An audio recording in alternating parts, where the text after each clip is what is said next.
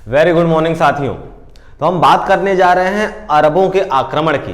क्या आपको पता है कि पहला मुस्लिम शासक कौन था जिसने भारत पर अटैक किया? जी हां, मोहम्मद बिन कासिम।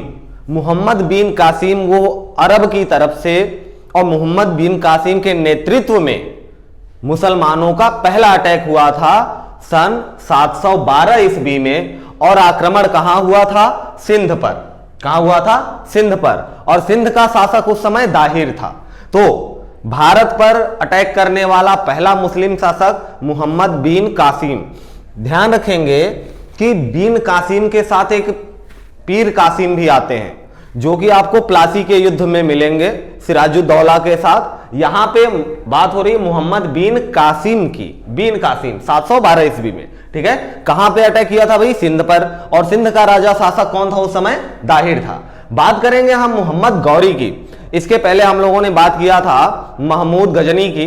तो मोहम्मद गौरी महमूद गजनी के ही साम्राज्य में गौर नामक एक छोटा सा साम्राज्य था और उसी गौर साम्राज्य से का राजा बना था मोहम्मद गौरी, ठीक है। मोहम्मद गौरी कहां का राजा था भाई? शासक था गौर साम्राज्य का।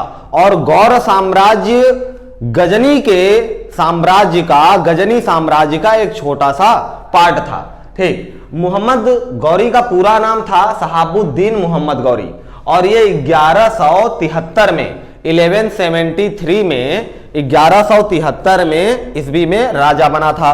कहां का? गौर का। कौन? शहाबुद्दीन। और भारत पर इसने अपना पहला अटैक किया था 1175 में मुल्तान के विरुद्ध। देखिए, मोहम्मद गौरी ने महमूद गजनी जैसे भारत पर 17 बार अटैक किया था, वैसे गौरी ने 17 बार अटैक नहीं किया, लेकिन उसने भी एक से ज्यादा बार अटैक किए हैं, जिसमें से सबसे प्रसिद्ध युद्ध तराइन का पहला युद्ध, तराइन का दूसरा युद्ध और चंदावर का युद्ध है, ठीक है। और लेकिन पहली बार अटैक कब किया था? 1175 में, ठीक। और 1175 में किसके विरुद्ध? मुल्तान के विरुद्ध। दूसरा अटैक 3 साल बाद 1178 में, और पाटन जो कि अब गुजरात में पड़ता है, और वहां के राजा थे भीम सेकंड, भीम द्वितीय। कहां के राजा थे? पाटन, गुजरात के। और ये मोहम्मद गौरी का दूसरा अटैक था जहां पे भीम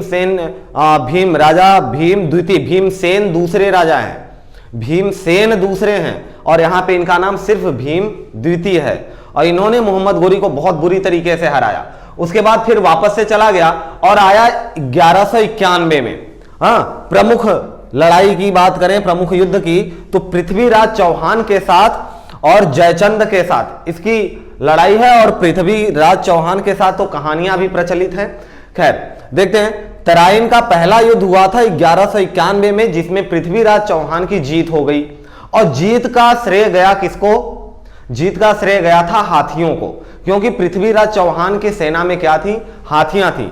जैसा कि आपने सुना होगा कि सिकंदर और पोरस का जब युद्ध हुआ था तो पोरस की सेना बहुत कम थी और सिकंदर की सेना बहुत ज्यादा, लेकिन पोरस की सेना में क्या?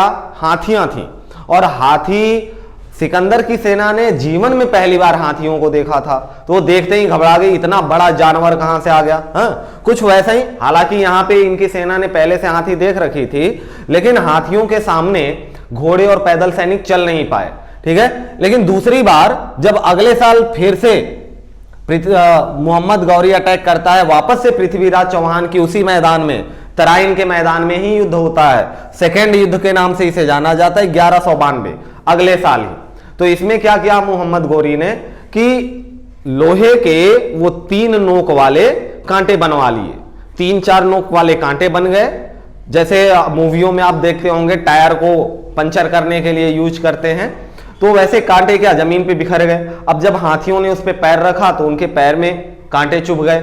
अब वो जहां पे भी पैर रखती वो तो और चुभता जाता। इससे उनका बौखला गई बिल्कुल, और अपने सैनिकों के ऊपर ही, क्योंकि होश हवास तो रहा नहीं, दर्द हो रहा था, तो अपने सैनिकों के ऊपर ही अटैक कर दिया। और इसका पूरा फायदा उठाया किसने? मोहम्मद गौरी ने, तराइन के द्वितीय युद्ध में। और पृथ्वीराज चौहान को कैद कर लिया। जैसा कि आपको पता है कि बाद में इनकी आंखें निकाली गई और क्या क्या हुआ।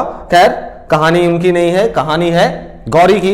तो उसी के 2 साल बाद 1194 में फिर से अब ये यहां पे लूटते इनका देखिए अरबों का मुख्य उद्देश्य युद्ध का क्या था कि भारत को लूटना, इस्लाम धर्म का प्रचार करना और चले जाना। आना, लूटना, प्रचार करना धर्म का और चले जाना। वैसे ही वही मनसा क्या थी, मोहम्मद बिन कासिम की जो पहला आक्रमणकारी था उसकी भी मनसा यही थी, ठीक, कि लूटपाट करें और इस्लाम का प्रचार करके चले जाएं। और जैसा कि आपने देखा था पिछले लेक्चर में कि मोहम्मद गजनी वो भी लूटपाट के लिए आता था और मूर्ति को खंडित करता था। मूर्ति खंडक आक्रांता किसे कहा गया? गजनी को, मूर्ति खंडक आक्रांता। हाँ, तो तीसरा युद्ध हो गया आपका, सॉरी, दो ही युद्ध तराइन में हुए थे। चंदावर का युद्ध 1194 में जयचंद के साथ हुआ। इसमें भी मोहम्मद गोरी की जीत हो गई, जयचंद को हरा दिया, ठीक। अब उसके बाद क्या होता है भाई, मोहम्मद गोरी यहां पे शासन नहीं करता, जैसा हम लोगों ने देखा कि लूटना है और चले जाना है। तो अब ये जब यहां से वापस लौटा अपने देश, तो यहां के जो विजयी देश थे जिनको इसने अपने अंडर में ले रखा था, उसको अपने गुलाम सेनापतियों को सौंपता चला गया, टैक्स लेता था उनसे। और इसी क्रम में उसी का गुलाम था कुतुबुद्दीन ऐबक। कुतुबुद्दीन ऐबक 1206 ईस्वी में दिल्ली की गद्दी पर बैठा।